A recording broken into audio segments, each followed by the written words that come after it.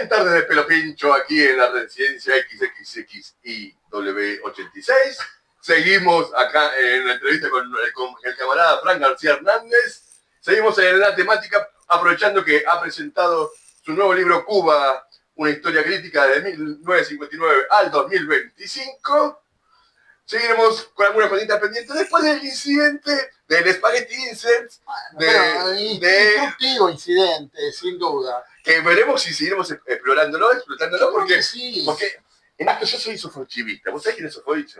No. Bueno, Sofovich es uno de los padres uno de los más reaccionarios de habido y por haber, pero es uno de los padres de la televisión argentina. Suerte de Guar Mestre, pero... sí, me dijeron que Guar Mestre terminó acá. Él armó la tele acá. Él es el que armó la tele allá, en Cuba. Bueno, y él sabe que el quilombo garpa. Entonces vamos a ver cómo hacemos para seguir explotando esta cosa. Bueno, quienes nos conocen saben que nosotros nos diferenciamos olímpicamente de Sofovich, no tenemos que dar muchas explicaciones. Vamos al grano, querido Frank. Vamos ahora a pasar a lo que sería el último tercio de tu libro, la última parte, que es esta Cuba actual, ¿no? Está convulsionada, ¿no? Atravesada por enormes conflictos, ¿no? La Cuba vigente. Frank, vos ahí en uno de los últimos capítulos, ¿no? Hacés lo que yo entiendo como la caracterización clave acerca de cómo vos comprendés a Cuba en estos momentos y decís que Cuba está siguiendo el modelo chino. Claro. ¿No? Literalmente planteás que hay un partido en el poder, ¿no? Partido único, que ha desmantelado un Estado obrero, está siguiendo, consumando, ¿no? Lo que han sido las vías de restauración capitalista a la China. ¿Puedes, por favor, ampliar un poquito y fundamentar esto? Claro, ahí tú acabas de decir algo de que desmanteló el Estado obrero. Yo no creo que la burocracia cubana haya desmantelado todavía el Estado obrero completamente. No es algo que digo exactamente ahí, que lo quiere hacer, que es una de mis grandes diferencias con el morenismo. A pesar de que viste que uno de mis amigos acá en Argentina es Pablo Almeida, él sabe perfectamente, dirigente de izquierda socialista, que yo no concuerdo con que Cuba todavía es capitalista.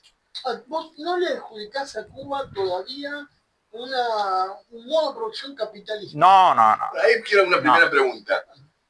Espérate, te digo por qué. Es que los medios de producción, los principales medios de producción todavía no están en manos del sector privado. Si fuera así, ya sería capitalismo, pero si no, tengo que ponerme en el plan Tony Cliff de que la clase trabajadora no controla los principales medios de producción y entonces la burocracia dirigente se ha convertido en clase social, y eso no es así, porque la burocracia... Era un trotskista que predicaba la teoría del capitalismo de Estado. Exactamente, ¿verdad? Que ahora mismo hay un debate dentro del Partido Obrero muy fuerte, donde de pronto uno de sus principales dirigentes, Pablo Villachelo, parece que se decanta por el clifismo. ¿El público se debate? Sí, yo les respondí hoy... No, ellos hicieron un debate y demás. Yo les respondí desde Comunistas Cuba, criticando la posición de Heller, la posición de Villachelo y hablando de la leninista. ¿Vos todavía hablarías de Estado obrero degenerado? Claro, el tema es que precisamente por ese detalle eso yo no lo llevo a poner ahí, porque eso yo lo quiero llevar al otro libro, que es Historias y Polémicas del Trotskismo en Cuba.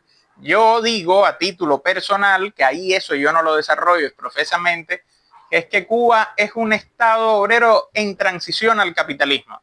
Porque respondiéndole a esta gente, a Heller y a Chelo, Brunetto, me encuentro con que en el primer número de En Defensa del Marxismo, la revista teórica del Partido Obrero, publicada en octubre del año 91, ya Altamira dice que la URSS dejó de ser un Estado obrero. Sin embargo, todavía los principales medios de producción están en manos del Estado. Él asume eso porque ocurrió el golpe de Estado de agosto del 91, en que Boris Pugo y compañía, dirigentes de la KGB, le dan el golpe a Gorbachev, mandan a Gorbachev para una dacha allá en Crimea, y el golpe no fructifica. Yeltsin llega y legaliza el Partido Comunista, y ya están yendo directamente. Hace un contragolpe, exactamente, en el medio, le pasan por arriba de la cabeza. Y después Yeltsin reprime mucho más fuerte. Sí, total. El caso es que ya cuando Altamira escribe ese texto, estamos hablando de octubre del 91, él dice ya eso no es un Estado obrero. Pero en base a que Altamira dice que ya eso no es un Estado obrero. Cuando miras la definición de Trotsky, eso todavía seguía siendo un Estado obrero ya a punto de extinguirse, pero todavía seguía siendo un Estado obrero. Ahí, cuando vea a Jorge otra vez, café mediante, voy a... claro que entonces ellos después, me estoy yendo un momentico por la curvita, meten hacia atrás y dicen la restauración capitalista en la Unión Soviética, en Rusia, no se ha consagrado. Sí, por unos años, incluso te diría hasta mitad, finales de los 90, todavía el PPO ahí sostenía que era un Estado obrero generado con contradicciones hacia la restauración capitalista. En un punto... algo parecido a lo que sostenés vos ahora. Claro, en sintonía con lo que plantea Fer, la idea es que el carácter, la posición histórica del PPO con respecto a China, a Cuba y a la Unión Soviética era que el carácter final de clase de estos países va a ser definido por la lucha de clases mundial. Claro, lo que ahí se pierden en la cuestión de de si la burguesía es propietaria o no de los principales medios de producción. Que en Rusia sí se convierten los propietarios de los principales medios de producción, y yo creo que lo que le pasa a Pablo Heller acá es que lo mismo con China. Él dice ahora, es capitalismo, pero es un capitalismo sui generis. Y ojo con eso, porque ahí viene detrás un trasfondo nacionalista, quizás inconsciente, de China es menos malo que Estados Unidos. Y te salta el capitalismo andino de García Linera, te salta el capitalismo nacional del peronismo, y yo he visto esas cuestiones de que, bueno, si Estados Unidos critica a China, entonces, ¿con quién nos quedamos? No, los dos son potencias imperialistas. Sí. Bueno, ahora vamos, anticipate va a duplicar sus sesiones semanales. 2019, Cuba reforma su constitución, y vos bien decís ahí en el libro, ¿no? Restituye o valida la propiedad privada. Exacto. Y eso tampoco la termina de convertir en capitalista. No, porque imagínate tú, en el 2019 todavía el sector de la economía privada, cuando empecé a estudiar la NEP, era mucho menor que la NEP que la Rusia soviética de Lenin. Pero vos partís de la base de que se puede hablar de una NEP en Cuba. No, pero digo, sí, yo no estoy ya ni siquiera fijándome que si Lenin lo tenía pensado como un retroceso y que después iban a quitarlo, a que el gobierno cubano dice, esta es la meta a seguir. Sí. En números, la burguesía cubana el 19 era pero muy pequeña, de hecho era muy pequeña, lo que tenía un impacto político mucho más grande.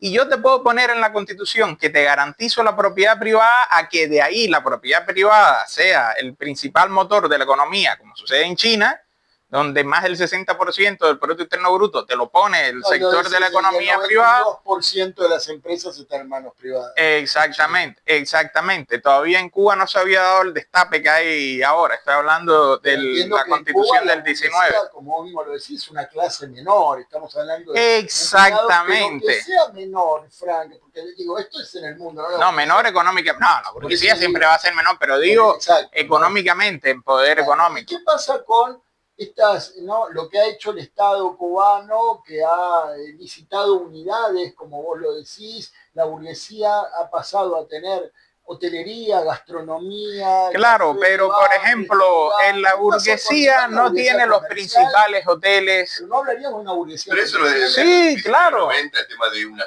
suerte de zona franca con el Johnson & Johnson, el Hilton y todo eso. Pero bueno, ahí estás entrando por el tema de lo que plantea el morenismo actualmente, que Cuba es capitalista porque los hoteles están mitad con las grandes transnacionales. Y entonces ahí ya el morenismo dice, ya, chao, no sé cómo con tantas fracciones se han puesto de acuerdo en eso. Pero por eso, a pesar de ahí ya es capitalismo. Los bares, los cafés, los restaurantes, aún así vos no dirías que la burguesía entonces es la que domina. Porque es que cuantitativamente admitirías una burguesía comercial. A ver, es que la burguesía, por ejemplo, los grandes hoteles, no los controla la burguesía, no son de la burguesía cubana. Los hoteles son del Estado.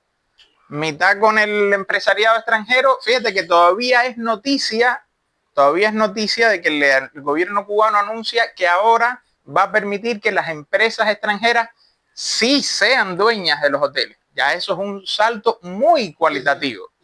A que yo mitad, ya tú eres dueña del hotel y me das un cacho de lo que te entra. Igual, permíteme, esta idea de mitad, eso también dentro hay experiencias capitalistas que lo han explorado en la Argentina misma. Claro, pero no lo puedes ver, es lo que me decía a mí Pablo Almeida, Menem, pero no lo puedes ver desde un Estado abiertamente burgués, completamente burgués, a un Estado obrero que se queda sin ningún apoyo y yo voy explorando, moviendo una palanca aquí, moviendo otra palanca allá. La NEP fue mucho más agresiva. Apertura del capital privado, o sea, claro, pero por eso es que te digo, Estado obrero en transición al capitalismo. Está transicionando al capitalismo porque todavía, incluso yo lo explico ahí, que la burguesía cubana no ha acumulado la suficiente cantidad de capital como para poder asumir todo lo que le está dando el Estado. El Estado le está diciendo, mira, tienes 12.000 unidades, claro, cógela, esto es tuyo. Y ellos dicen, bueno, no puedo, no tengo el capital suficiente para quedarme con todo eso. Es como te diga, mira qué casita tan linda la mía, dale, bueno, cómprame. Pero ahí voy a poner una 200.000. Que espero se entienda, que otros estamos hablando de hace 150 años. No te molesta si me alcanza un poquito. Bueno, yo lo busco. Tranqui, estamos en tu casa. Estamos como en tu casa. No, pero hay un paralelismo que espero que se entienda y que se tome a dónde apunto yo. No, agua. Está ahí el agua. Agua, sí. Está acá. Ahí. Que es lo siguiente. El único país en Sudamérica, no sé si vos lo tenés presente, que intentó un desarrollo capitalista independiente fue Paraguay. La cuestión de la guerra de la Triple Alianza, dices tú. Sí, la guerra Guazú, como decimos nosotros Muchas gracias. Paraguayos. El punto es que ese desarrollo capitalista, dado el retroceso de no sería el peronismo también. El atraso de las fuerzas productivas, dada la situación específica de Paraguay, y dado que hay un punto de coincidencia con la Cuba hoy día, en la cual las fuerzas productivas no se han desarrollado. Sí, pero en Paraguay no hubo una revolución obrera. Pero lo que estoy queriendo marcar es el rol del Estado como promotor mismo del capitalismo. Es decir, claro, esta necesidad que vos decís, no, pero como todavía conserva los resortes fundamentales de la economía cubana, la burocracia cubana, el Estado cubano, todavía es un Estado obrero. Pero también puede estar cumpliendo el rol de ellos mismos, es el motor del desarrollo capitalista. Pero claro, no es que puede estar, es que eso es lo que ellos quieren, pero no les funciona todavía por varias cuestiones. Que la burguesía, exacto. Yo le digo, sin esto ya no es un capitalismo consumado, y Frank dice que no. Es que es una burguesía muy pequeña que no puede asumir, todavía no ha llegado a consumar esto. Define, por eso digo, la comparación con Paraguay quiere decir que no define si es capitalista o no. No, pero Paraguay sí era capitalista. No, pero está hablando de 1850, 1860. Sí, no, si era capitalismo, ¿qué más decir? Cuando más semicapitalista, ¿no? Aquí te estoy hablando de un Estado obrero que se va desmadrando todo. De bases sociales distintas. Exacto. Social donde hubo una expropiación. Donde desaparece, ¿viste? Desaparece la burguesía total. Frank, creo que es un tema para seguir profundizando. Yo por eso no quiero, digamos, pero podemos. A mí me parece que está muy bien. Ya venimos de la parte anterior, ya fuimos al tueste. Es una de las broncas que todavía está, que se logra percibir dentro de la burocracia dirigente cubana, y es lo que creo que digo ahí, no sé si me queda claro si lo dije, que Raúl Castro funciona como esos burócratas que inician la reforma y después quieren meter el freno de emergencia porque se asustan, ven, esto está yendo muy lejos. Ese era el otro tópico por el que quería preguntarte, ¿sí? Y esto, bueno, he escuchado que te lo han dicho, que vos quizás trazas una diferencia un tanto, digamos, ¿no? Decímelo como me lo dijiste a mí. Dijiste, se enervó Frank cuando le dijeron esto, se enervó. Sí, se enervó, pero una diferencia... A mí me dijo, pero dijo esto, se enervó. Un tanto marcada entre Fidel y Raúl. Bastante, ¿no? Hay. Bueno, pero vamos hay un contrapunteo muy grande entre los dos hermanos. Con el público aquí, ¿no? Y vos eso lo señalás muy bien, ¿no? Justamente cuando Cuba restituye sus relaciones con Estados Unidos, ¿no? Donde se recibe a Obama, Raúl Castro, ¿no? Es el que está al frente, por lo menos, ¿no? Eso se pudo evidenciar en este proceso. Y Fidel era el escriba díscolo, ¿no? Era Fidel, ni siquiera el escriba díscolo. Vale, Fidel genera un gran, lo que genera un gran conflicto con esa carta que cito ahí del 26 de enero del 15. Me acuerdo que se publica por la noche, yo leo esa carta y estaba en la casa de mi madre y le digo, esto se fue a la mierda. Contanos un poco en qué vos ves estas diferencias tan grandes entre Raúl y Fidel. Esto mismo, Fidel no estaba de acuerdo con lanzar, abrirse directamente a Estados Unidos. Y si de hecho Obama hace esa apertura con Cuba, es precisamente porque él ve que el gobierno cubano está dispuesto. ¿Por qué Kissinger no restablece relaciones con Cuba en el año 75, que él decía que estaba dispuesto a restablecer relaciones con Cuba? Porque no ve ninguna ganancia. El imperialismo es dinero, oportunidades. ¿Y qué ganaba Estados Unidos con reconocer a Cuba? Darle legitimidad política a un gobierno que estaba enviando tropas a Angola en ese momento, apoyar a la organización marxista MPLA. En el caso de Cuba, de la Raúl Castro de Obama, es, bueno, estos chicos se están portando tan bien, esa parte la dejé pasar ahí, que me han desmovilizado a la principal guerrilla colombiana. El gobierno cubano fue el factor fundamental para decirle a la FARC, chicos, bajen del monte. Es cierto, eso no lo pones en el libro. No, eso por cuestiones afectivas, que después te contaré a otro reto. Entonces, no cuestionamos igual no, también hay cuestiones entonces, con... Ahora, suscríbete para esta parte que incorporó más público, sobre todo si vos estás leyendo solamente la historia de Frank. Vale la pena suscribirte a nuestro programa. También pasa, dale, también pasa que la editorial me dijo algo que es cierto. Mira, si escribes un libro de 400, 500 páginas, se encarece. Va a ser más difícil la venta y también vivimos en una sociedad donde tienes las redes sociales saltándote y leerte un libro de 500 páginas. Entonces Estados Unidos ahí veía motivos. Veía motivos porque además que ve, eso sí lo explico ahí bien claro, ve un gobierno que cuenta con legitimidad popular, donde no hay sindicatos organizados que le puedan plantar una huelga, donde no hay protestas populares y que está abierto a la inversión extranjera. Hablar un punto, ¿no? Porque la percepción general desde afuera, por supuesto, es que estos elementos que figuran una crisis social, es decir, de problemas de ausencia de desarrollo productivo y todo lo que llevó hasta decisiones, por ejemplo, de los pequeños propietarios, el sostén moral de esta situación da la sensación de que es la figura de Fidel Castro como expresión de la Revolución Cubana. En este sentido, no puede ser que Fidel, esta carta de no estar de acuerdo, haya tenido que ver con, muchacho, yo como figura debo plantar esto porque si no se me desmadra todo. No, es que ha habido un sector de la burocracia que es un momento de una gran apertura y hay un sector de la burocracia dirigente que lo decía, que no estaba contenta con esas relaciones con Estados Unidos. Hay un sector... comparás con los opositores a Gorbachev. Sí, pero... Exactamente, porque además ahí exacto, de que no, cero libertad de expresión. Fernando Martínez Heredia desde el Instituto Juan Marinelo se reveló completamente. Viejos intelectuales que decían... No puede haber dicho, mira, yo represento... No, pero eso es una especulación. A mí me parece que Fidel sí creía... Pero la especulación es sí creía. No, la pregunta fue, ¿cuál era la alternativa que tenía Fidel? Claro. Fidel creía que podía... No, Fidel yo creo que creía que él tenía un poder político que podía detener las relaciones con Estados Unidos. Y no se daba cuenta, que es con lo que pongo ahí, que la sociedad estaba harta. Además, el gobierno, Fidel mismo enfoca muy mal la resistencia tras la caída de la Unión Soviética. Lo presenta como una resistencia y en la presentación del libro, el lanzamiento como tal, aparece Juan Pin Vilar, el director de cine, diciendo esta revolución era un capricho de Fidel, prácticamente lo pone así. Y millones de personas llegaron a pensar en los 90, no, estamos aquí por un capricho de Fidel.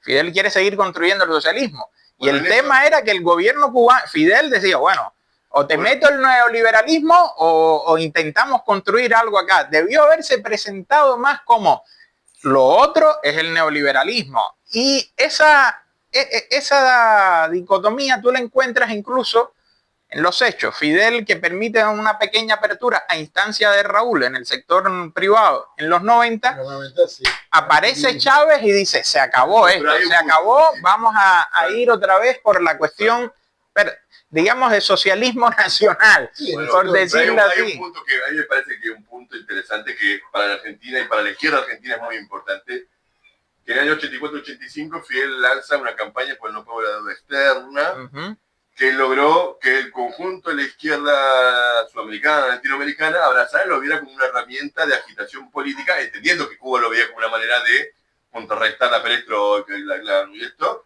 y una manera de sostenerse en sí mismo como revolución, y era una suerte de ola de los 80. Y acá, todavía un día de hoy, el problema del no pago de la deuda externa es una campaña que alza a la izquierda, y que me parece que es sumamente importante ver cómo en los 80, cómo en Cuba se lee esta cuestión del lanzamiento de Fidel de esta campaña, las repercusiones que tuvo en América Latina y si hubo resultados efectivos. Los economistas, la hegemonía, el núcleo hegemónico, los economistas cubanos, hoy lo que te están diciendo es que hay que pactar con el FMI, de que hay que pagar la deuda. Por eso es que el gobierno cubano va a la Corte de Londres.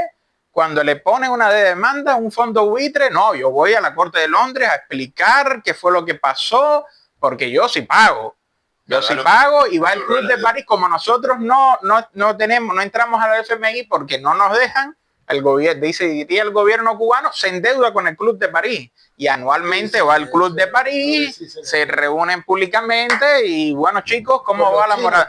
Con los chinos la deuda ni siquiera es pública, no te dicen cuánto es. Una deuda muy grande. Ahora, Frank, por lo que decís, Fidel se estaría apoyando en una suerte de, es decir, ¿cuál sería, si uno quiere leer, ¿no?, de manera mucho más quizás sintética, concreta y definida, esa alternativa política que barajaba Fidel? Tendríamos que hablar de la prolongación de una primavera chavista, de un nacionalismo, ¿no?, y de un socialismo a la siglo XXI. No, eso es lo que provocó que no tuviera fuerza Fidel. Claro, pero digo, ya había caído Chávez. Las banderas serían estas de alguna forma. Es que ese es el gran error de Fidel. Fidel sigue apostando por una cuestión nacionalista. Fidel nunca debe ser un nacionalista de izquierda. Ajá, mirá, eso fuerte lo que decís. No, pero es que de verdad, él tiene una interpretación muy nacionalista. ¿Qué prefiere él? Apostar por Chávez, apostar... Socialismo siglo XXI, exactamente. El ALCA se pone chocho cuando Néstor dice exactamente... ¿Qué? Perón. Dos minutos. Pero está de lo más contento Fidel cuando Néstor dice lo que dice. Él es la peronista del grupo. y esta cuestión, tú lo ves. No tiene consistencia política y finalmente es la línea de Raúl. Bueno, pero hay un punto. Claro, porque Raúl siempre ha aparecido como el pragmático, que Raúl era maoísta, era filochino completamente. Y cuando cae Chávez, el éxito económico de Chávez, muere Chávez, viene la gran crisis de legitimidad y empiezan a caer todos los gobiernos nacionalistas y el apoyo financiero. De Chávez con el petróleo, recordemos. De Chávez, ¿no?, con el petróleo, regalando casas, regalando todo. Vimos un momento de esplendor para nosotros, por decirlo así, estabilidad financiera. Eso redundó en mejoras económicas. Exactamente, aumentó la legitimidad política del gobierno, a pesar de 1000 errores de campaña que hizo ahí. Pero Fidel no apuesta por una revolución socialista, incendiar el continente. Porque allí cuando Perón le envía la carta, cuando ya Perón es presidente otra vez, tras las elecciones de septiembre del 73, exactamente, le pide, dile a la gente del PRT que paren los fierros. Y Fidel, muchachos, tranqui, no me jodan a Cámpora ni a... Bueno, Cámpora ya el pobre se había jodido, no me jodan a Perón. Está bueno esto que habla con el PRT. No sé por qué, de alguna manera lo vamos a ligar después a futuro. Acordate, suscribite, aportá, contribuye hasta la causa, canal.poeta.diva. Seguimos acá, vamos a seguir porque esto pinta para un poquito más. con el señor Frank García Hernández, con el señor Fernando Ramírez, con nuestro corazón de Buco Estudios hoy día que hemos trasladado en el móvil número 8 de Buco Estudio acá, comenzado por el CEO Nicolás Esteban Rickman. Nos vemos en el próximo parte de la entrevista, Frank García. Pero no, que está grande.